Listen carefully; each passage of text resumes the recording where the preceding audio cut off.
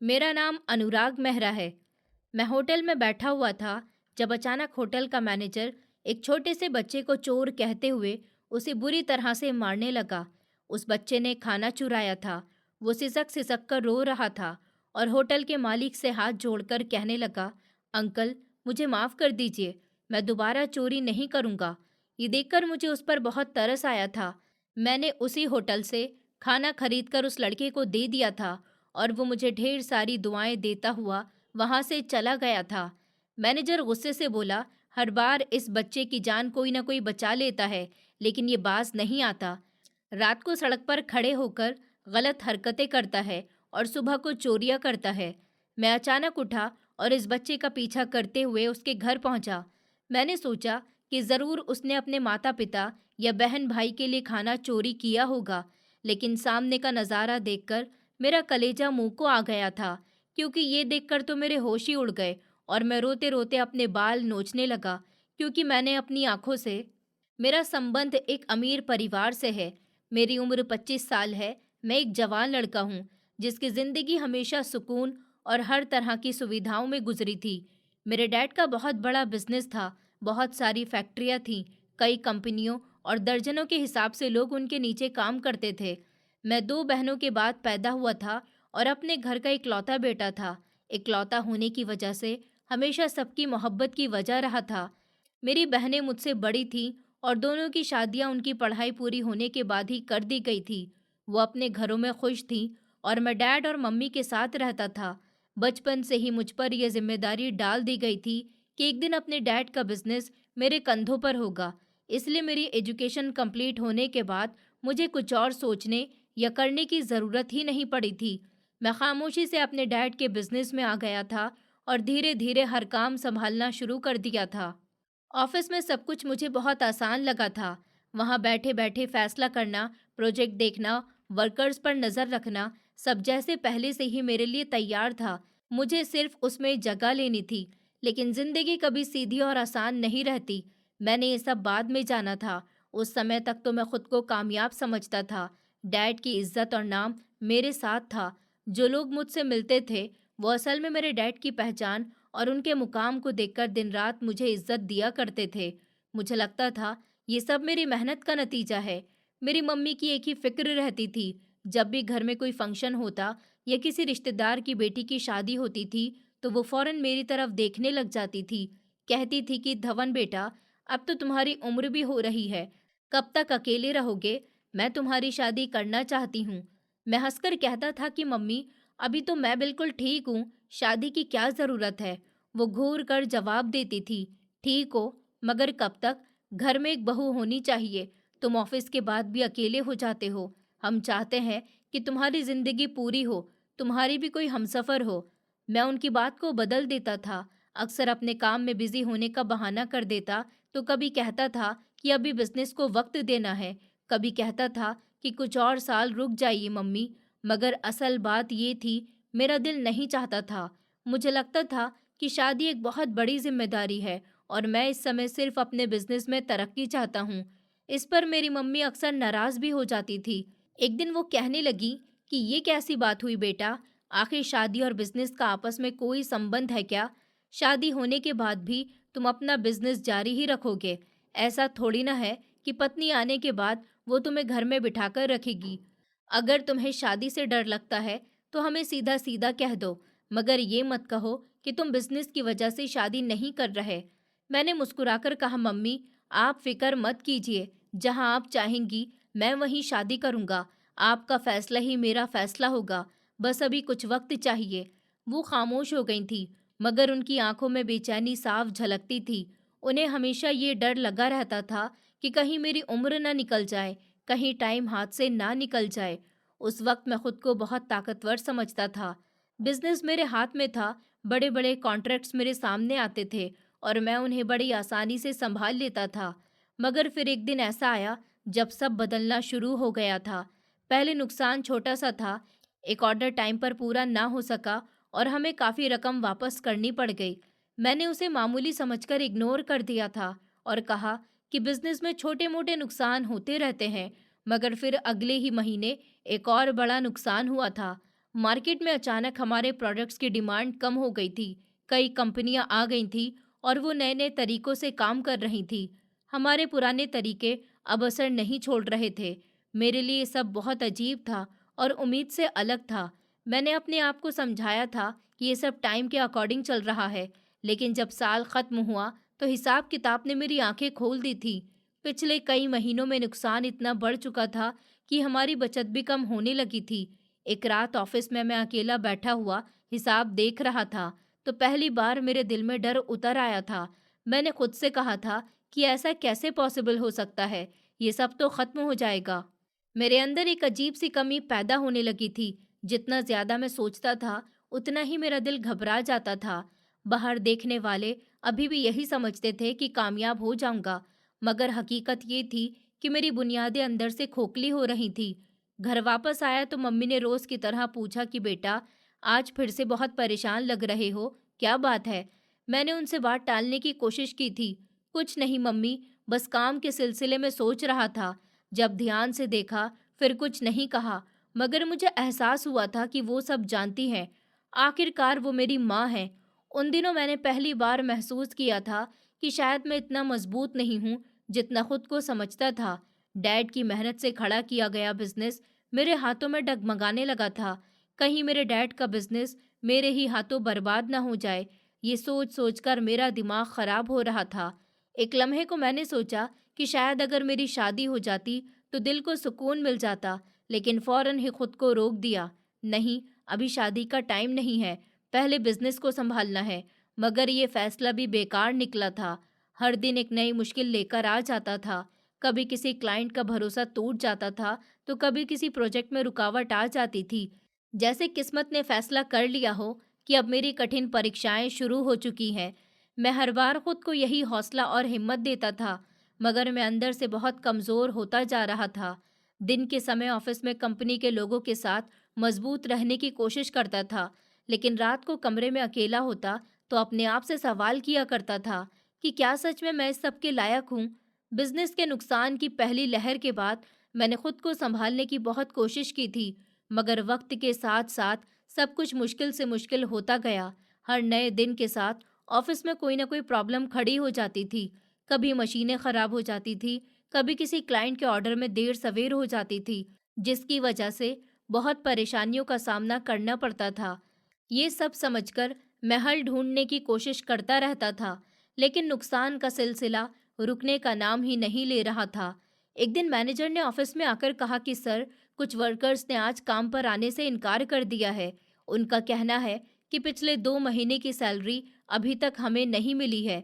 मैंने टेबल पर जोर से हाथ मारा था और कहा था कि ये कैसे पॉसिबल है? हमने पिछले हफ्ते ही तो अकाउंट्स को क्लियर किया था। मैनेजर ने नज़र झुका ली थी और कहने लगा कि जी सर, आप ठीक कह रहे हैं, क्लियर तो किया था, मगर सिर्फ आधी पेमेंट हुई थी। बाकी की पेमेंट कंपनी के अकाउंट में मौजूद ही नहीं थी। ये सुनकर मेरे पैरों तले से ज़मीन निकल गई थी। मैं जानता था कि कैश फ्लो की प्रॉब्लम बढ़ रही थी, लेकिन ये सोचा भी नहीं था कि मजदूर अपनी मजदूरी के बिना यूं हड़ताल कर देंगे। उसी दिन कुछ पुराने क्लाइंट्स ने भी अपने वादे तोड़ दिए थे। उनका कहना था कि हमारी प्रोडक्शन टाइम पर नहीं होती, इसलिए वो दूसरी कंपनी के साथ कॉन्ट्रैक्ट कर रहे हैं। मैं बहुत परेशान हो गया था।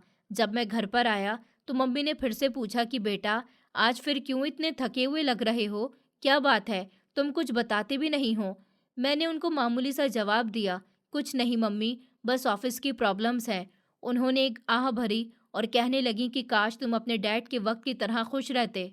वो हमेशा कहा करते थे कि मजदूर का दिल जीतो तो बिजनेस खुद ब खुद चलता है। मैं खामोश रहा। मम्मी की बातें मेरे दिल को चुभने लगी थी, लेकिन हकीकत ये थी कि मजदूर नाराज थे और कंपनी का पहिया धीरे धीरे रुक रहा था। दूसरे दिन जब मैं ऑफिस पहुंचा तो माहौल बहुत ज़्यादा ख़राब हो चुका था। कुछ वर्कर सामान पैक करके जा रहे थे।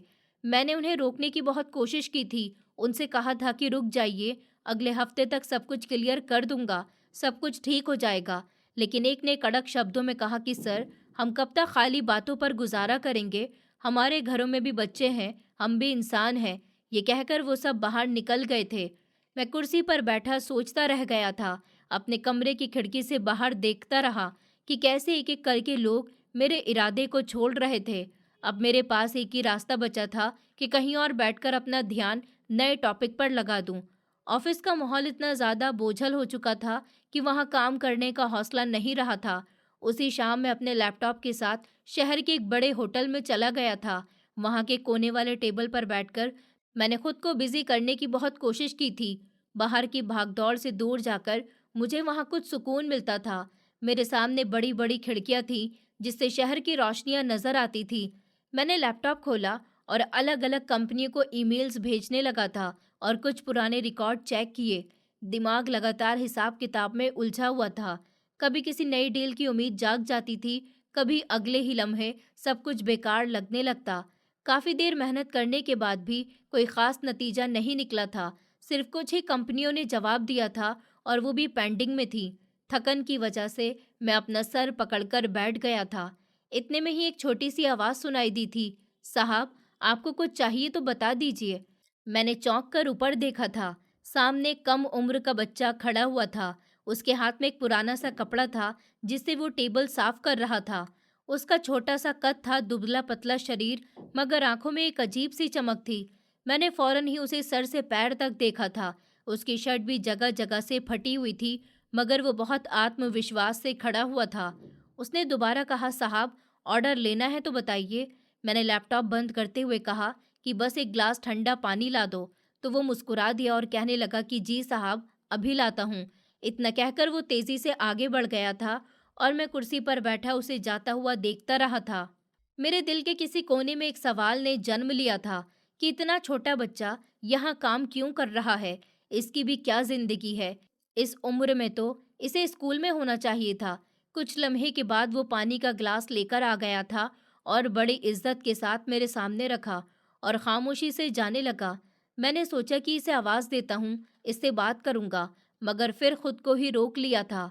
शायद ये मेरी कंडीशन थी कि एक अजनबी बच्चे की मौजूदगी ने मुझे पहली बार अपने दुख से हटकर किसी और तरफ सोचने पर मजबूर कर दिया था। मैंने पानी का घूंट लिया और खिड़की से बाहर झांककर शहर की रोशनी को देख रहा था। दिल ही दिल में कहने लगा कि शायद ये बच्चा भी अपनी जिंदगी के बोझ तले दबा हुआ होगा। वो लम्हा मेरे लिए बहुत अजीब था। मुझे नहीं पता था कि ये मामूली सा हादसा आगे चलकर मेरी जिंदगी को कितना बदल देगा। और यही वो रात थी जब मेरी कहानी ने एक नया मोड़ लेना शुरू कर दिया था। वो होटल की शाम कुछ और ही थी और मैं रोज की तरह कोने वाले टेबल पर बैठा हुआ था और अपने लैपटॉप के साथ बिजी था।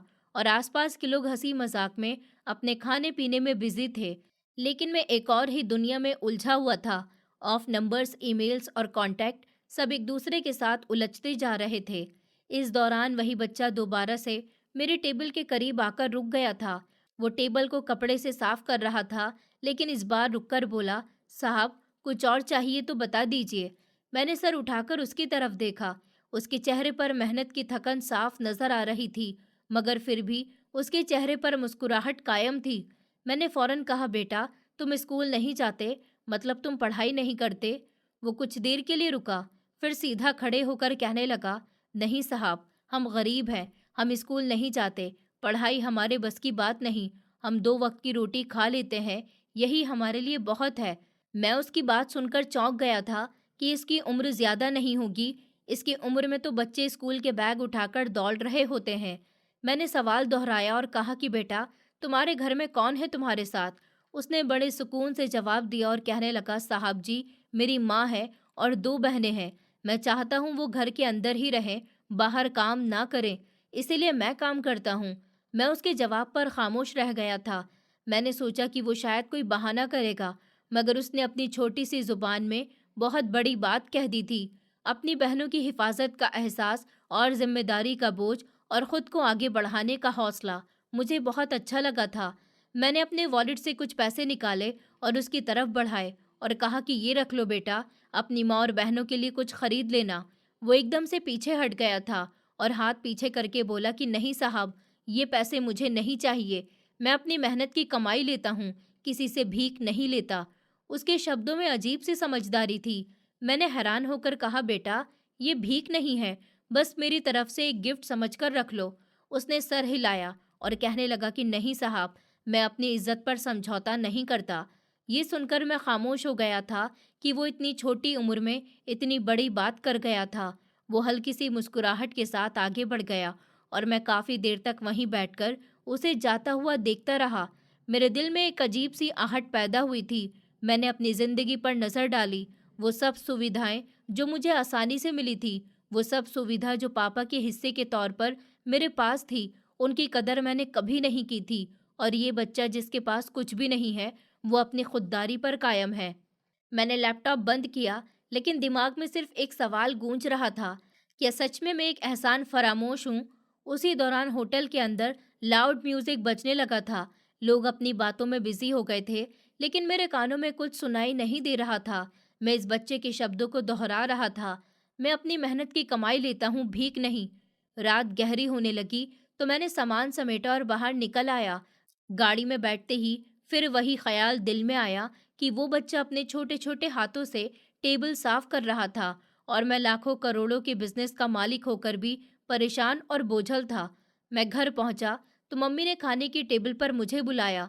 मैंने बहाना करके कह दिया कि मुझे भूख नहीं है। उन्होंने मुझे ध्यान से देखा और कहा कि बेटा, तुम्हारा रंग पीला पड़ रहा है, सब ठीक तो है ना? मैंने मुस्कुराकर कहा कि जी मम्मी, सब ठीक है, बस ऑफिस का थोड़ा सा दबाव ज्यादा है। वो मेरी बात सुनकर खामोश हो गई थी, मगर मैं जानता था कि वो सब भाप गई हैं। मैं कमरे में बिस्तर पर आकर लेट गया था। कमरे में लाइट जल रही थी, मगर दिल के अंदर अंधेरा छाया हुआ था। बार बार उस मासूम बच्चे की शक्ल मेरी आंखों के सामने आ रही थी। उसकी खुददारी, उसके शब्द सभी की सवाल को जन्म दे रहे थे कि मैंने अपनी जिंदगी में क्या क्या किया। मैंने कामयाबी को अपनी मेहनत समझ लिया था, लेकिन हकीकत ये थी कि सब मेरे पापा की विरासत थी। और आज जब मुझ पर कठिन परीक्षा आई तो मैं कमज़ोर हो गया था, जबकि वो 12 साल का बच्चा जिसके पास ना तो सहारा था, न कोई सुविधा थी, अपनी इज्जत और अपनी खुददारी पर डटा हुआ है। काफ़ी रात गुजर गई थी, मगर नींद मेरे करीब नहीं आई थी। मैं घड़ी पर बार बार टाइम देखता रहा, खिड़की के बाहर रोशनियों को घूरता रहा था। कभी आंखें बंद करके दिमाग पर सुकून लाने की कोशिश करता, लेकिन हर बार वही चेहरा सामने आ जाता था। दिल के किसी कोने में एक अजीब सा एहसास जाग गया था कि शायद ऊपर वाले ने मुझे इस बच्चे से मिलाया है ताकि मैं अपनी हकीकत को पहचान सकूं। लेकिन इस समय मैं सिर्फ एक बात जानता था कि आज की रात मुझे नींद नहीं आएगी। मैं करवटें बदलता रहा था, सोचता रहा था, और हर लम्हा एक ही ख्याल मेरे दिमाग पर बोझ डालता रहा, मैं सच में एहसान फरामोश हूँ। अगली सुबह ऑफिस जाना बहुत ज़रूरी था, मगर मेरा दिमाग कहीं उलझा रहा। पिछली रात की सारी बातें मेरी आंखों को बोझल कर चुकी थी। सारे हिसाब किताब की फाइलें मेरी आंखों के सामने रखी हुई थी, सब खुली हुई थी, मगर मेरी नज़र हर बार अटक जाती थी। मुझे अपनी सोचों में सिर्फ वो बच्चा दिखाई देता था जो खुददारी के साथ खड़ा होकर कह गया था कि वो भीख नहीं लेता। दोपहर को कुछ ज़रूरी डॉक्यूमेंट्स तैयार करवा के मैं फिर से उसी होटल में चला गया था। अब मुझे वहाँ एक अजीब सा सुकून महसूस होने लगा था। वो कोने का टेबल जैसे मेरा दूसरा ऑफिस बन गया था। मैंने लैपटॉप खोला और मेल्स देखने लगा। अचानक शोर की आवाज़ सुनाई दी। पहले तो मैंने ध्यान नहीं दिया था, लेकिन जब शोर बढ़ता गया तो किसी के चिल्लाने की, किसी के रोने की और बर्तन के गिरने की आवाज़ पूरे हॉल में गूंजने लगी थी। मैंने चौंक कर सर उठाया। वेटर भागते हुए एक तरफ जमा हो गए थे, कस्टमर भी इधर उधर देखने लगे थे। मैं कुर्सी से उठा और आने वाली आवाज की तरफ बढ़ा था। सामने का नजारा देखकर मेरे कदम ठिठक गए थे। वही 12 साल का बच्चा जमीन पर गिरा हुआ था और होटल का मैनेजर उसे बुरी तरह से पीटता जा रहा था। लोग देख रहे थे, मगर कोई भी बीच में आने की हिम्मत नहीं कर पा रहा था। मैंने फौरन आगे बढ़कर मैनेजर का हाथ पकड़ लिया और कहा, ये क्या कर रहे हो? ये बच्चा है, मार क्यों रहे हो इसे? मैनेजर ने गुस्से से कहा कि साहब, आपको पता है कि ये क्या करता है? ये रोज खाने की चीजें चुरा लेता है। हम इसे खुद भी खाना देते हैं, लेकिन ये फिर भी चोरी करता है।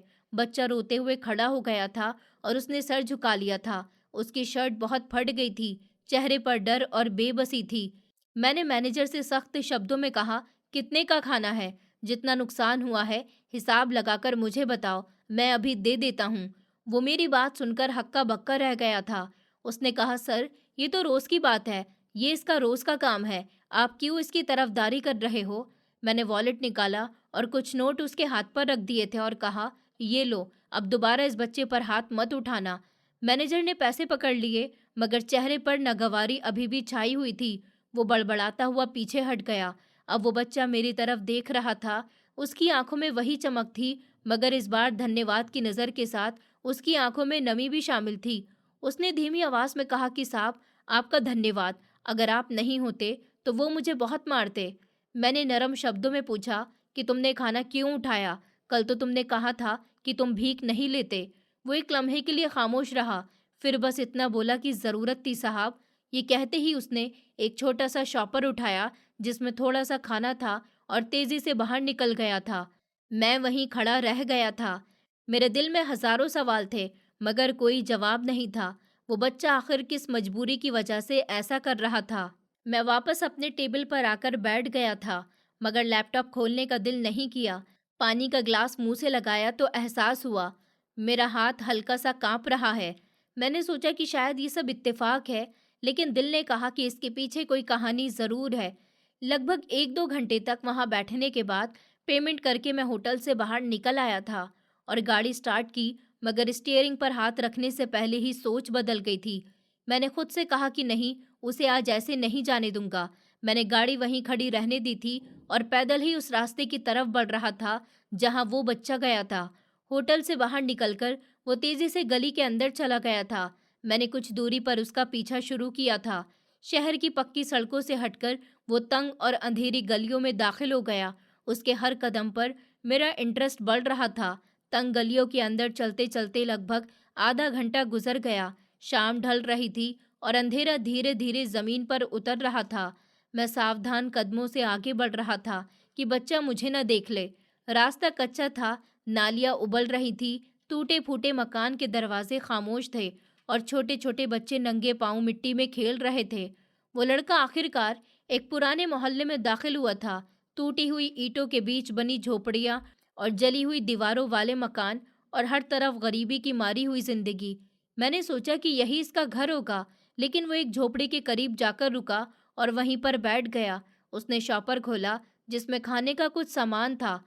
मैंने अंदाज़ा लगा लिया था कि वो अब अपनी माँ और बहनों के लिए ये खाना निकालेगा, लेकिन कुछ लम्हों के बाद नज़ारा ही बदल गया था। मोहल्ले के कई बच्चे दौड़ते हुए उसके पास आए थे। उनके चेहरे भूख से कमज़ोर थे, आंखों में उम्मीद की चमक थी। वो सब उसके आसपास इकट्ठा हो गए थे। मैंने हैरानी से देखा कि इस लड़के ने खाने के पैकेट निकालकर सब बच्चों में बांटना शुरू कर दिए थे और खुद एक कोने में बैठ गया था, मगर दूसरों को पहले खाना दिया। एक बच्चा खुशी से हंसता हुआ बोला, भैया, आज तो हमें खाने को खाना मिल गया। दूसरा छोटा सा लड़का खाना हाथ में लेते ही बोला, कल तो हमने पानी भी नहीं पिया था।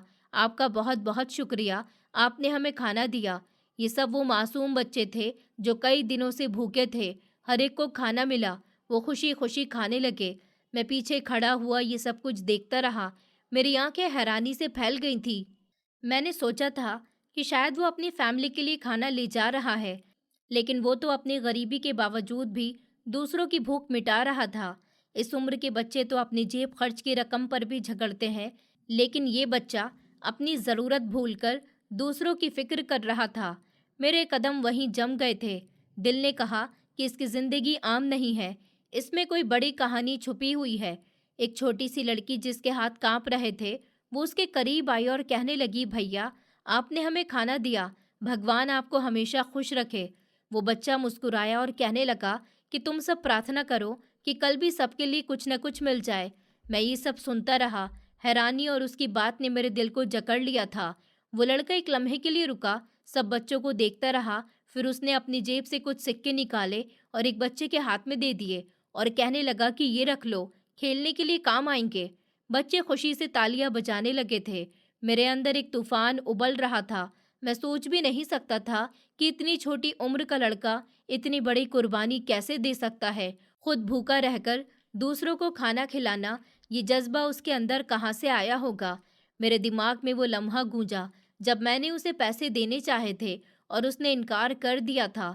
उस समय मुझे लगा था कि वो जिद्दी है, लेकिन अब समझ आया था कि ये जिद नहीं, खुददारी है, और ये खुददारी ही उसे दूसरों का सहारा बना रही है।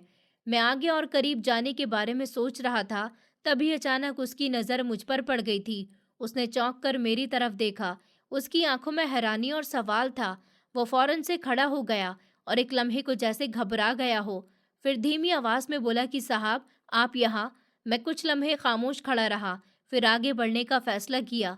ये वो लम्हा था जिसमें मेरी हैरानी खत्म हुई थी और एक नई सच्चाई की शुरुआत होने वाली थी। वो लम्हा मेरे लिए उम्मीद से अलग था। बच्चा मुझे सामने देखकर चौंक गया था। मैं उसकी नजरें सह नहीं पा रहा था। मैं धीमे धीमे कदमों से उसके करीब गया। आसपास के बच्चे अभी भी खाने में बिजी थे, मगर वो सब खामोशी से हमें देखने लगे। मैंने नरम शब्दों में कहा कि बेटा, घबराओ मत। मैं बस ये जानना चाहता हूँ कि तुम ये सब क्यों करते हो। वो लम्हा भर के लिए खामोश रहा, फिर हिचकिचाते हुए बोला कि साहब, आपको नहीं पता हमारे घर के हालात कैसे हैं। मैंने कुर्सी खींचने के बजाय वहीं जमीन पर बैठ जाना ज्यादा बेहतर समझा था, ताकि वो खुलकर बात करे। मैंने कहा, मुझे बताओ, तुम्हारे घर में कौन कौन है। उसकी आंखों में नमी झलक रही थी, लेकिन वो कंट्रोल करके बोला, मेरी माँ, मेरी 2 बहनें और बाकी ये सब बच्चे जो आप देख रहे हैं, ये सब मेरे चाचा और बुआ के हैं। हम इसी मोहल्ले में रहते हैं। मैंने आगे झुककर कहा, और तुम्हारे माता पिता कहाँ हैं। उसके होठ कांपे। उसने कहा, मेरे पिता, वो अब इस दुनिया में नहीं है। ये सुनकर मेरे दिल की धड़कनें तेज हो गईं। मैंने सवाल किया, कैसे? तो उसने धीरे धीरे बोलना शुरू किया। उसने कहा कि मेरे पिता और मेरे चाचा, मेरी बुआ, तीनों एक ही फैक्ट्री में काम करते थे। हर रोज फैक्ट्री की गाड़ी उन्हें लेकर जाती थी और वापस छोड़ जाती थी। एक दिन वो गाड़ी वापस तो आई, मगर अंदर से कोई जिंदा नहीं निकला। सबकी लाशें थी, सब खत्म हो गए। मैं जैसे उसकी बात सुनकर पत्थर का हो गया था। वो अपनी छोटी सी आवाज में वो हादसा बयान कर रहा था, जिसे सुनकर मेरा दिल दहल गया था। उसने रुकते रुकते कहा कि उस दिन हम सबके घरों में रोने चिल्लाने का शोर गूंज रहा था। मेरी माँ बेहोश हो गई थी, चाची चीखें मारती रहीं, बुआ के बच्चे रोते रहे। मेरे मुंह से मुश्किल से निकला, फिर क्या हुआ? उसने कड़क शब्दों में कहा, फिर कुछ नहीं, फिर कुछ भी नहीं हुआ साहब। कई महीने वो लोग वहाँ काम करते रहे, मगर एक पैसा भी सैलरी नहीं मिली। जब हमारी माँ ने जाकर फैक्ट्री के मालिक से बात की और अपना हक मांगा तो मैंने धड़कते हुए दिल से पूछा, तो क्या हुआ? वो गुस्से और दुख के मिले जुले अंदाज में बोला, उन्हें धक्के देकर निकाल दिया गया। कहा गया कि तुम लोगों का पति और भाई मर गए हैं, अब हमें क्यों परेशान कर रही हो? हमें तुम्हारी सैलरी से कोई मतलब नहीं है। ये सुनकर मेरे शरीर में ठंडी लहर दौड़ गई थी। मैंने पहली बार महसूस किया था कि ये पसीना मेरे माथे पर जमा हो रहा है। हालांकि मौसम ठंडा था। मैंने खुद को संभालते हुए कहा कि बेटा, ये कौन सी फैक्ट्री थी? वो खामोश हो गया। उसने एक नज़र मेरी तरफ देखा, जैसे किसी गहरी सोच में चला गया हो। पता नहीं ये सच बोलेगा भी या नहीं। फिर वो बोला कि आपको इससे क्या मतलब? मैंने दिल पर हाथ रखकर कहा कि मुझे जानना है, ज़रूर जानना है। उसने आह भरी और धीमी आवाज़ में कहा, ये सब उस फैक्ट्री में हुआ जिसके नाम को पूरे शहर के लोग बहुत अच्छी तरह से जानते हैं। मैंने बेसब्री से पूछा, कौन सी फैक्ट्री? मुझे साफ साफ बताओ। उसने साफ शब्दों में कहा, अनुराग मेहरा टेक्सटाइल फैक्ट्री। ये सुनते ही जमीन मेरे पैरों के नीचे से निकल गई थी। जुबान जैसे बंद हो गई थी। मैं हैरान रह गया था। मैंने कभी सोचा भी नहीं था कि जिस बच्चे के लिए मेरा दिल पिघल रहा है, जिसके लिए मैं बेचैन हो रहा हूँ, वो दरअसल मेरे ही जुल्म की चक्की में पिस रहा है। मेरे कानों में वो आखिरी शब्द गूंज रहे थे, अनुराग मेहरा टेक्सटाइल फैक्ट्री। मेरा दिल जैसे सीने से बाहर निकलने को था। मैं जमीन पर बैठा इस बच्चे की आंखों में देखने की हिम्मत नहीं कर सका था। हर सांस भारी महसूस हो रही थी। वो फैक्ट्री जिसे मैं अपनी कामयाबी की पहचान समझता था, वो आज मेरे सामने एक जुर्म की सूरत में खड़ी हुई थी। मेरे दिमाग में यादों का तूफान उठा। 2 साल पहले का वो दिन जब मुझे हादसे की खबर मिली थी। फैक्ट्री में आग लगने की वजह से कई मजदूर मर गए थे। मीटिंग रूम में सबने कहा था कि नुकसान बहुत बड़ा है, हमें फौरन ही खर्च कम करना होगा। मैंने बिना सोचे समझे फैसला दे दिया कि जो मजदूर मर गए हैं उनकी सैलरी वहीं रोक दो। हम और नुकसान बर्दाश्त नहीं कर सकते। उस वक्त मुझे लगा था कि ये एक बिजनेस का फैसला है, मगर आज इस फैसले ने एक बच्चे की जिंदगी भूख और गरीबी में धकेल दी थी। मैंने कांपते हुए हाथ इस बच्चे के सामने जोड़ लिए थे और कहा कि बेटा, मैं कसूरवार हूँ, मुझे माफ कर दो। मैं वही हूँ जिसने तुम लोगों का हक मारा। वो चौंक कर पीछे जाता था और कहने लगा, साहब आप। मेरी आंखों से आंसू बह निकले थे। मैंने कहा कि हाँ बेटा, मैं ही उस फैक्ट्री का मालिक हूँ, वही इंसान जिसके फैसले ने तुम्हारे घर के चिराग बुझा दिए थे। मुझे अंदाजा नहीं था कि मेरे एक हुक्म से इतनी जिंदगियां बर्बाद हो जाएंगी। उसने कड़क शब्दों में जवाब दिया कि साहब, माफी मांगने से हमारे पिता वापस आ जाएंगे क्या? हमारे घरों की खुशियां वापस मिल जाएंगी? मेरे पास कोई जवाब नहीं था। मैं सिसक पड़ा। मैंने कहा कि नहीं, मैं सब वापस नहीं ला सकता, लेकिन जो बाकी है उसे बेहतर जरूर कर सकता हूँ। बस तुम मुझे एक मौका दे दो।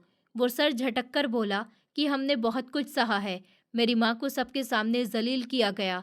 चाची और बुआ की बेटी को धक्के देकर निकाला गया। आपके लिए ये शायद एक बिजनेस था, हमारे लिए तो जिंदगी थी। मैंने हाथ जोड़कर कहा कि मैं मानता हूँ कि मैंने गलती की है, लेकिन ऊपर वाला गवाह है, मैं सब कुछ बर्दाश्त करने की कोशिश करूंगा। तुम्हारे घर वाले मेरे साथ दुश्मनी नहीं, प्रार्थना करेंगे। ये मेरा वादा है। वो खामोश खड़ा रहा, उसके होठ कांप रहे थे, मगर आंखों में गुस्सा और दर्द था। उसने धीमी आवाज में कहा कि साहब, मैंने आपके हाथ से पैसे नहीं लिए थे, क्योंकि मुझे अपनी मेहनत पर भरोसा है। आज भी मैं आपकी माफ़ी स्वीकार नहीं करता।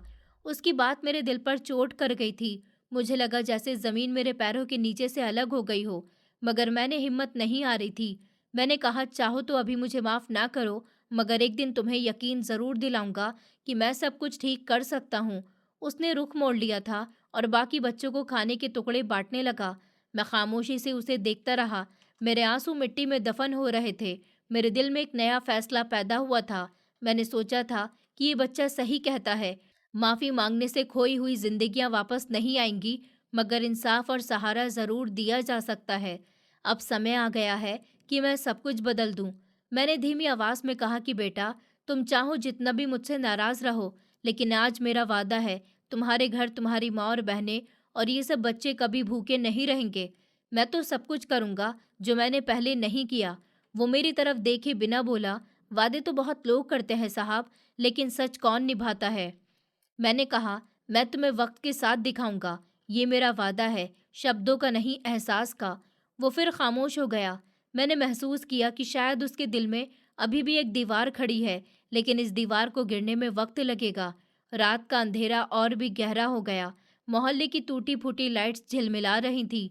बच्चे एक एक करके खाने के बाद अपने घरों में चले गए थे। वो लड़का अकेला खड़ा रह गया। मैं भी वहां से पलटने लगा था, मगर मेरे दिल में एक अजीब सा सुकून था, क्योंकि आज पहली बार मैंने अपनी गलती का एहसास किया था। आज पहली बार मैंने खुद से वादा किया था कि मैं अपने पिता की जायदाद पापों की बुनियाद पर नहीं, बल्कि इंसाफ की बुनियाद पर चलाऊंगा। मैंने आसमान की तरफ देखा और धीमी आवाज में कहा, ए ऊपर वाले, मैंने बहुत जुल्म किया, अब मुझे सीधा रास्ता दिखा दे। और ये वो लम्हा था जब मेरे मन ने सच में जागना शुरू कर दिया था। अगली सुबह सूरज की रोशनी कमरे में दाखिल हुई थी, मगर मेरे दिल में अंधेरा ही छाया रहा था। रात भर जागते हुए मैंने सोचा था कि अब वक्त आ गया है कि सबके सामने अपनी गलतियां मान ली जाए। मैं जानता था कि ये आसान नहीं होगा। जिन्हें बरसों जलील किया गया था, जिनके घर उजड़े थे, जिनकी उम्मीदें टूटी थी, उनके सामने जाकर सर झुकाना मेरी जिंदगी की सबसे कठिन परीक्षा थी। सुबह उठकर मैं बाथरूम में फ्रेश होने के लिए गया, सिंपल कपड़े पहने और गाड़ी लेकर सीधा उसी पुराने मोहल्ले की तरफ रवाना हो गया जहां कल रात वो बच्चा मुझे मिला था। रास्ते भर मेरा दिल कांप रहा था। हर लम्हे ये ख्याल सताता रहा कि वो सब लोग मुझे देखते ही मुझसे नफरत जाहिर करेंगे, लेकिन मुझे अब ये बोझ और अपने साथ नहीं रखना था। मोहल्ले में दाखिल हुआ तो सबकी नजरें मेरी गाड़ी पर जम गई थी। बच्चे खेलते खेलते रुक गए थे, औरतें दरवाजे से झांकने लगी थी। मैंने गाड़ी रोकी और धीरे धीरे बाहर निकला। कुछ लम्हे के लिए खामोशी छा गई, जैसे सबको यकीन नहीं आ रहा हो कि मैं सच में उनके बीच खड़ा हुआ हूँ। मैं सीधा उन औरतों के पास गया जो दरवाजे के करीब बैठी हुई थी। वही औरतें जिनके पति हादसे में मारे गए थे। उनकी आंखों में शिकायत थी, चेहरे गुस्से और दुख से भरे हुए थे। मैंने उनके सामने सर झुका दिया और कहा कि मैं आप सबका मुजरिम हूँ। मेरी आवाज़ कांप रही थी। मैंने कहा, आपके पतियों ने मेरी फैक्ट्री में जान गंवाई, मगर मैं उनका हक अदा नहीं कर पाया। उनकी सैलरी वहीं रोक दी। मैंने जुल्म किया और फिर आप सबको बेइज्जत करके निकाल दिया गया। एक औरत ने कड़क शब्दों में कहा, तो फिर अब क्यों आए हो? जब हमें रोटी चाहिए थी तब तुमने दरवाज़ा बंद कर दिया। जब हमारे बच्चे भूखे सो रहे थे तब तुम्हें हमारी याद नहीं आई? मैंने आंखों में आंसू ले लिए थे और कहा, आप लोग बिल्कुल ठीक कह रही हैं। मैंने गलती की है, बहुत बड़ी गलती की है, मगर आज मैं सब कुछ ठीक करने के लिए आया हूँ। जो कुछ छीना गया वो वापस करने आया हूँ। वो सब एक दूसरे को देखने लगी। मैं घुटनों के बल बैठ गया था। मैंने कहा, चाहे आप लोग मुझे माफ़ करिए या मत करिए, लेकिन मैं अपना फ़र्ज़ ज़रूर अदा करूँगा। लेकिन आपके आशीर्वाद के बिना मेरा बोझ कभी हल्का नहीं होगा। वो लम्हा बहुत भारी था। आसपास के लोग जमा हो गए थे। सबकी नज़रें मुझ पर थीं। मैं ज़मीन पर झुका रहा, जैसे अपने गुनाहों को मिट्टी में दफन करना चाहता हूँ। इस दौरान मेरा फ़ोन बजा। मम्मी की कॉल थी। मैंने फ़ोन रिसीव की। उनकी आवाज़ में परेशानी थी। उन्होंने कहा, अनुराग बेटा, कहाँ हो सुबह से तुम? घर में नहीं हो? मैंने थोड़ी हिम्मत करके कहा, मम्मी, मैं उन लोगों के पास आया हूँ जिनका हक मैंने मारा था। वो चौंक गईं और कहने लगीं, क्या मतलब? कौन लोग? मैंने सब कुछ साफ शब्दों में उनको बता दिया था कि फैक्ट्री का हादसा, मजदूरों की सैलरी, वही रोकना, उन औरतों को जलील करना और आज उनके सामने सर झुकाना। फ़ोन पर लम्हे भर के लिए खामोशी छाई रही थी। मम्मी की आवाज़ आई, अनुराग, ये तुमने बहुत देर से किया, लेकिन अच्छा किया। आखिरकार तुमने सच स्वीकार कर लिया। मैंने घबराई हुई आवाज़ में कहा, मम्मी, क्या आप मुझे माफ़ करेंगी? मैंने डैड की जायदाद को दागदार कर दिया। उन्होंने रोते हुए जवाब दिया, बेटा, इंसान गलती करता है, मगर असली इंसान वही है जो गलती मान ले। मैं तुम्हें माफ़ करती हूँ। अब तुम्हें हिम्मत नहीं हारनी है। उन सब के सामने खड़े रहो। ऊपर वाला तुम्हें ताकत देगा। मम्मी की बातों ने मुझे थोड़ा सहारा दिया था। मैंने फ़ोन बंद किया और दोबारा इन औरतों की तरफ देखा। उनके चेहरे अभी भी सख्त थे, मगर उनकी आंखों में नरम रोशनी उतरने लगी थी।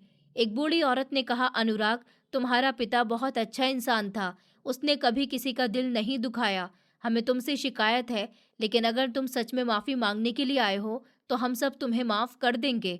दूसरी औरत ने सर हिलाया, हाँ, हमारे पति वापस तो नहीं आएंगे, लेकिन अगर तुम हमारे बच्चों को सहारा दोगे तो शायद ये दुख हल्का हो जाएगा। मेरे आंसू बहने लगे थे। मैंने हाथ जोड़कर कहा कि मैं वादा करता हूँ, आज से आप में से कोई भी भूखा नहीं सोएगा। मैं आप सबकी जिम्मेदारी उठाता हूँ। वो सब एक दूसरे को देखते रहे, फिर धीरे धीरे सर हिलाया। उनके होठों से निकला कि हमने तुम्हें माफ़ कर दिया। तभी से मेरे दिल का बोझ हल्का होने लगा था। ये पहला मौका था जब मुझे लगा कि शायद मैं सच में बदल सकता हूँ। मोहल्ले से वापसी पर मेरे दिल में एक अजीब सा सुकून उतर आया था। औरतों के होठों से निकले हुए शब्द कि हमने तुम्हें माफ़ कर दिया, बार बार मेरे कानों में गूंज रहे थे। लेकिन मैं जानता था कि ये सिर्फ शुरुआत है। असली परीक्षा तो अभी बाकी है। वादा कर लेना आसान है, लेकिन उसको निभाना बहुत मुश्किल। और अब मुझे अपने फैसले से ये साबित करना था कि मैं सच में बदल गया हूँ। अगले दिन मैं सीधा ऑफिस पहुंचा। मैनेजर और अकाउंटेंट दोनों को अपने कमरे में बुलाया। फाइल टेबल पर फैली हुई थी। मैंने सख्त शब्दों में कहा कि जितने भी मजदूर हैं, उनकी सैलरी वहीं रुकी हुई है। सबका पूरी तरह से हिसाब अभी के अभी मेरे सामने लाओ। अकाउंटेंट ने घबराकर कहा कि सर, फंड्स की कमी है। अगर सबको हम पेमेंट कर देंगे तो हमारे पास कुछ भी नहीं बचेगा। मैंने टेबल पर हाथ मारा और कहा कि मुझे परवाह नहीं कि ये पैसे मेरी मेहनत के नहीं, उन लोगों के खून पसीने के हैं। आज के बाद कोई मजदूर अपनी मजदूरी के लिए दर बदर नहीं फिरेगा। मैनेजर ने हिचकते हुए पूछा, सर, क्या ये फैसला बिजनेस के लिए नुकसानदायक नहीं होगा? मैंने उसकी आंखों में देखकर कहा, नुकसान वही है जो मैंने पहले किया। अब सिर्फ हक देना है। शाम तक ऑफिस के हॉल में सब मजदूर जमा हो गए थे। एक एक करके उनके नाम पुकारे गए और उनकी सैलरी उनको थमा दी गई। मजदूर हैरान रह गए थे। कईयों की आंख में तो आंसू आ गए थे। एक बूढ़ा मजदूर जिसके हाथ कांप रहे थे, कांपते हाथों से पैसे लेते हुए बोला, सर, ये तो वो रकम है जिसकी उम्मीद हमने छोड़ दी थी। मैंने सर झुकाकर कहा कि ये आपका हक है और हक टाइम पर देना चाहिए था। मुझे देर हो गई, मगर अब ऐसा कभी नहीं होगा। पूरे हॉल में सुकून छा गया था। मजदूरों के चेहरे पर वो भरोसा था जो बरसों से गायब था। उसी के साथ साथ मैंने अकाउंट्स डिपार्टमेंट को हुक्म दिया कि हादसे में मरने वाले मजदूरों की फैमिलीज का पूरी तरह से रिकॉर्ड निकाला जाए और सबके घरों का खर्च, बच्चों की पढ़ाई और इलाज की जिम्मेदारी अब कंपनी उठाएगी। एक लिस्ट मेरे सामने रखी गई थी। मैंने पेन हाथ में लिया और ऐलान किया कि ये मेरा फैसला है कि सारे बच्चे स्कूल जाएंगे। उनकी माएँ अब किसी के घर की झाड़ू पोछा नहीं करेंगे। अब ये बोझ मेरे सर पर है। वो लम्हा मेरे लिए बहुत अनमोल था, जैसे बरसों का बोझ हल्का हो गया हो। रात को घर वापस आया तो मम्मी ने सवाल करती हुई नज़रों से मुझे देखा था। मैंने उन्हें सब कुछ बताया। मजदूरों को उनकी पेमेंट कर दी गई। मरने वालों की फैमिली उनका खर्च, बच्चों की पढ़ाई, सारी जिम्मेदारी मैंने ले ली है। वो ये सुनकर आंखों में आंसू ले आईं और कहने लगी कि बेटा, ऊपर वाला तुम्हें खूब कामयाब करे। ये वही रास्ता है जो तुम्हारे पापा चाहते थे। मैंने सर झुकाकर कहा कि मम्मी, डैड की आत्मा को सुकून पहुंचाने के लिए ही ये सब ज़रूरी है। कुछ दिन गुजर गए थे। मजदूरों की खुशी पूरे शहर में फैल गई थी। लोग कहने लगे थे कि अनुराग मेहरा बदल गया। वही इंसान जो पहले सख्त दिल का समझा जाता था, अब मजदूरों का सहारा बन रहा है। मेरी फैक्ट्री में एक नया जज्बा पैदा हो गया था। लोग दिन रात काम करने लगे थे। न शिकायत थी, न शिकवा था। उसी दौरान एक बड़ी मल्टीनेशनल कंपनी के मालिक ने मुझसे मुलाकात के लिए वक्त मांगा। वो पिछले कई महीनों से हमारी कंपनी पर नज़र रखे हुए थे। ऑफिस के कॉन्फ्रेंस रूम में उनके साथ मीटिंग हुई। उन्होंने सीधा सवाल किया, अनुराग मेहरा, हमें आपकी कंपनी में एक नया जुनून नज़र आ रहा है। आप लोगों ने मजदूरों के साथ जो इंसाफ किया, उसकी खबरें हम तक पहुंची हैं। हम ऐसे पार्टनर्स की ज़रूरत है जो इंसानियत और बिजनेस दोनों के साथ मिलकर चलें। मैंने धड़कते हुए दिल के साथ जवाब दिया कि मैंने बीते हुए समय में बहुत गलतियां की हैं, मगर अब मेरा फैसला यही है कि बिजनेस सिर्फ प्रॉफिट के लिए नहीं होगा, बल्कि लोगों के भले के लिए भी होगा। उन्होंने मुस्कुराकर कहा कि बिल्कुल वही शब्द जो हम सुनना चाहते थे। मीटिंग कई घंटे चली थी। आखिरकार उन्होंने कॉन्ट्रैक्ट की फाइल निकाली। मैंने साइन किए तो दिल में एक अजीब सा सुकून उतर आया था, जो पिछले कुछ सालों में चाहकर भी हासिल नहीं कर सका था। मगर आज जब मैंने दूसरों के हक को पहचाना, तो किस्मत ने मेरा हाथ थाम लिया था। मीटिंग के बाद जब सब कमरे से निकल गए, तो मैं अकेला खिड़की के पास जाकर खड़ा हो गया था। बाहर शहर की रोशनियों को देखते हुए दिल ने कहा कि ये सब उन्हीं प्रार्थनाओं का नतीजा है। वो लोग जिनके मैंने आंसू पोंछे, वही मेरी कामयाबी की वजह बने हैं। बड़ी कंपनी के साथ कॉन्ट्रैक्ट मिलने के बाद फैक्ट्री में नई भागदौड़ हो गई थी। मशीनों की आवाज़ अब और भी लगातार सुनाई देती थी, जैसे वो भी खुशी से चल रही हो। मजदूर सुबह सवेरे हंसते हुए मुस्कुराते काम पर आते थे। काम के दौरान एक दूसरे की मदद करते थे। जहां पहले मायूसी और खामोशी छा गई थी, अब वहां जोश और खुशी थी। मैं रोज ऑफिस में आता था और देखता था कि प्रोडक्शन बढ़ रही है, ऑर्डर टाइम पर पूरे हो रहे हैं और नए क्लाइंट्स भी जुड़ रहे हैं। मैनेजर एक दिन फाइल लेकर आया और मुस्कुराते हुए बोला कि सर, ये देखिए, पिछले महीने का प्रॉफिट लगभग दुगना है। मैंने फाइल बंद कर दी और कहा कि ये प्रॉफिट मेरा नहीं, इन सब लोगों की मेहनत का नतीजा है। याद रखो, अब हर कामयाबी सबकी कामयाबी होगी। अकाउंटेंट ने पूछा, सर, इतने बड़े प्रॉफिट को कहाँ इन्वेस्ट करेंगे? मैंने कुछ लम्हे सोचा और फिर साफ शब्दों में कहा, आधा प्रॉफिट हम गरीबों की मदद के लिए रखेंगे। नए स्कूल, फ्री मेडिकल स्टोर और बेघर परिवारों के लिए छोटे घर बनवाए जाएंगे। उसने हैरान होकर कहा, सर, ये बिजनेस के उसूलों के खिलाफ है। मैंने हल्की मुस्कुराहट के साथ कहा, ये बिजनेस नहीं, जिंदगी के उसूल हैं। इस तरह फैक्ट्री के साथ साथ मेरा वक्त भी बदल गया था। ऑफिस में ज़रूरी मीटिंग्स और फैसले करने के बाद मैं सीधा गरीबों के इलाकों में निकल जाता था। कभी स्कूल जाकर बच्चों की अटेंडेंस चेक करता था, कभी हॉस्पिटल में मरीजों के हालचाल पूछता था। शाम को मोहल्ले के बच्चों के साथ बैठकर कहानियां सुनाता था, कभी खुद उन्हें कुछ सिखाता था। एक दिन वही बच्चा जिसने मेरी आंखें खोली थी, मेरे पास आया। उसकी आंखों में अब डर के बजाय कॉन्फिडेंस था। उसने कहा कि साहब, आपने अपना वादा निभाया, हमारी जिंदगियां बदल गई हैं। मैंने उसके कंधे पर हाथ रखा और कहा कि नहीं बेटा, ये सब तुम्हारी बदौलत हुआ है। अगर तुमने मुझे हकीकत नहीं बताई होती, तो मैं कभी नहीं बदलता। वो मुस्कुराकर बोला कि मेरी माँ कहती है कि असली दौलत वो है जो दूसरों को खुश करके मिलती है। मैंने दिल ही दिल में सोचा कि ये बच्चा आज भी मुझे सबक दे रहा है। उसी दौरान शहर में ये खबर फैल गई कि अनुराग मेहरा अब सिर्फ बिजनेसमैन नहीं, बल्कि लोगों की सेवा के लिए जीते हैं। कई एनजीओ मेरे पास आए और कहा कि हमारे साथ भी काम करिए, मगर मैंने साफ जवाब दिया कि मैं वही करूंगा जिससे डायरेक्ट गरीबों को फायदा पहुंचे। एक दिन मेरे कमरे में मम्मी आई। उनकी आंखों में खुशी की रोशनी थी। कहने लगी कि बेटा, मैं देख रही हूँ, तुम बहुत बदल गए हो। अब तुम्हारे चेहरे पर वो सुकून है जो पहले कभी नहीं था।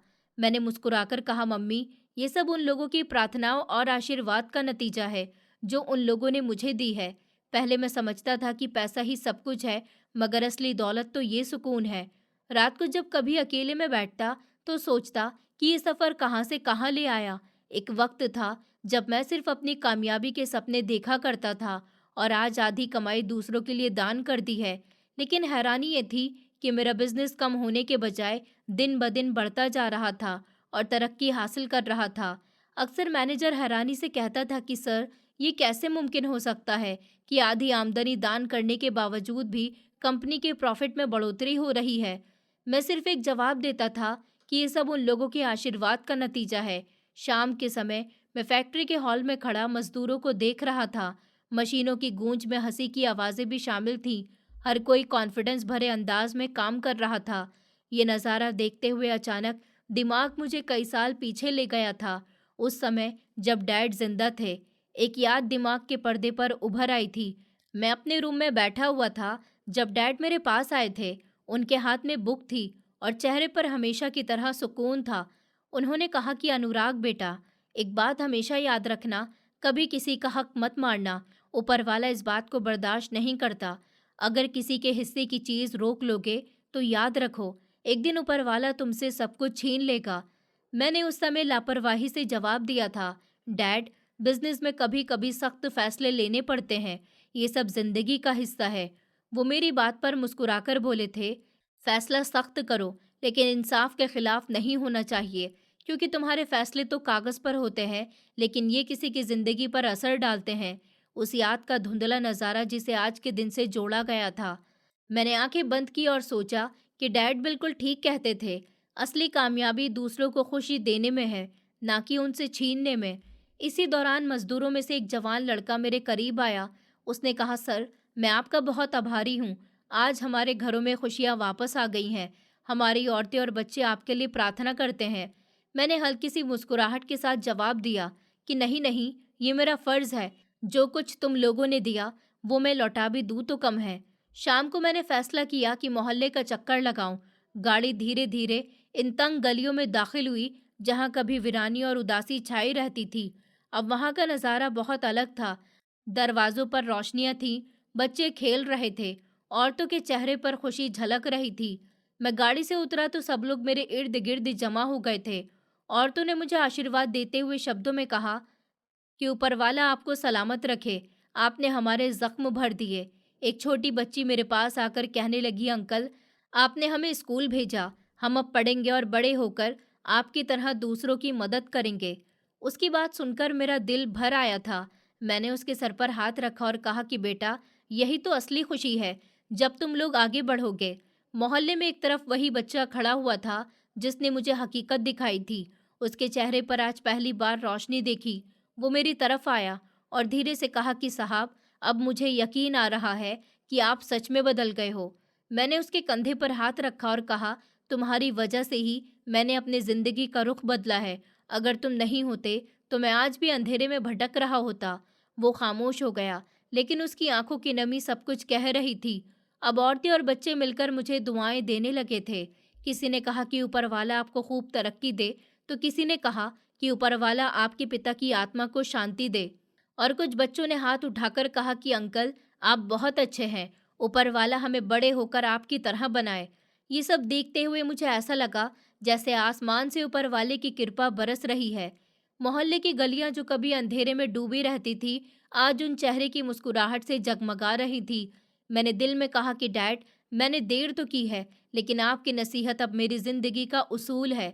दिन एक दूसरे के पीछे गुजरते गए और जिंदगी के रास्ते बदलते गए। वो अनुराग मेहरा जो कभी बिजनेस के पद और काम में उलझा रहता था, अब गरीबों के मोहल्ले में ज्यादा वक्त गुजारता था। मजदूर और उनके बच्चे मुझे देखते तो मुस्कुरा दिया करते थे, प्रार्थनाएं करते थे, औरतें आशीर्वाद देती थी और मेरे लिए ढेरों प्रार्थनाएं उनके मुंह से निकलती थी। लेकिन मम्मी की एक ख्वाहिश अभी भी बाकी थी।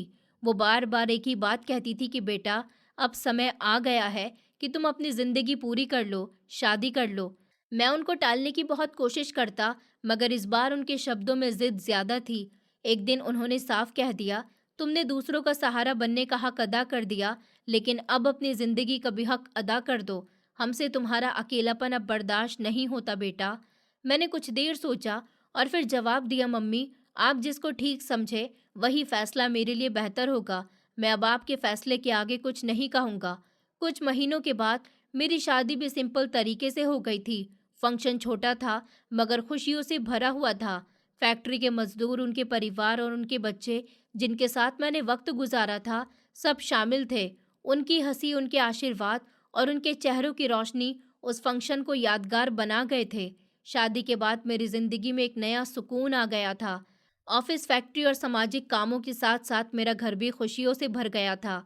मेरी पत्नी ने मेरा साथ दिया था और कहा था कि तुम्हारी सबसे बड़ी कामयाबी यह है कि लोग तुम्हें दुआ देते हैं, उससे बढ़कर दौलत कोई भी नहीं हो सकती। मैंने मुस्कुराकर कहा था कि हाँ, असली कामयाबी यही है कि दूसरों के चेहरे पर खुशी देखो। वक्त गुजरता गया, मैं अब भी आधा प्रॉफिट दूसरों की मदद पर खर्च करता हूँ। स्कूलों में और भी बच्चे दाखिल हुए, गरीबों के घरों में खाना पहुँचता है और मोहल्ले की गलियाँ आबाद होती रहती हैं। एक दिन मैं उन सब बच्चों के बीच बैठा था। वो खेल रहे थे, हंस रहे थे। मैंने उन्हें देखते हुए कहा, जानते हो असली खुशी कहाँ से है? एक बच्चा मासूमियत से बोला, खिलौने में। दूसरा बोला, खाने में। तीसरा बोला, खेलने में। मैंने हंसकर कहा, असली खुशी दूसरों को खुश करने में है। बच्चे एक लम्हे को खामोश हो गए, फिर हंसकर तालियां बजाने लगे। उस लम्हे मैंने दिल में सोचा कि ये कहानी अब पूरी है, वो कहानी जो एक घमंड से शुरू हुई थी और एक सबक पर खत्म होने जा रही है। मैंने जैसे खुद से बात की थी कि जब हम किसी का हक मारते हैं तो ऊपर वाला हमसे सब कुछ छीन लेता है, और जब हम गरीबों की मदद करते हैं तो उनकी प्रार्थनाएं हमें आसमान तक ले जाती हैं। मोहल्ले के बच्चे मेरे आसपास दौड़ रहे थे। औरतें खुशी से चेहरे पर रोशनी लिए बैठी थी। मजदूर एक दूसरे के साथ हंस रहे थे। मेरी पत्नी भी उनमें शामिल थी और मम्मी के चेहरे पर सुकून की लकीर थी। मैंने इर्द गिर्द देखकर दिल में सुकून की सांस ली थी। ये वो अंजाम था जिसकी शायद मैंने पहले कभी ख्वाहिश नहीं की थी, मगर ऊपर वाले ने मुझे दे दिया था। मेरी कहानी का सफ़र यहीं ख़त्म हुआ, लेकिन असली ज़िंदगी वहीं से शुरू हुई जहाँ सुकून और खुशी दूसरों के साथ बांटी गई। असली खुशी दूसरों का हक अदा करने और उनकी मदद करने में है, क्योंकि प्रार्थना और आशीर्वाद सबसे बड़ी दौलत है। जब हम किसी का हक मारते हैं तो ऊपर वाला हमारी तरक्की हमसे छीन लेता है, मगर जब हम सेवा करते हैं तो हमारे लिए तरक्की के दरवाजे चारों तरफ से खोल दिए जाते हैं। दोस्तों, उम्मीद करती हूँ आपको हमारी कहानी पसंद आई होगी। कहानी पसंद आई है तो वीडियो को लाइक करें, चैनल पर नए हैं तो चैनल को सब्सक्राइब करें और हाँ, नोटिफिकेशन बेल को ज़रूर दबाएं ताकि अगली अपडेट सबसे पहले आपको मिले।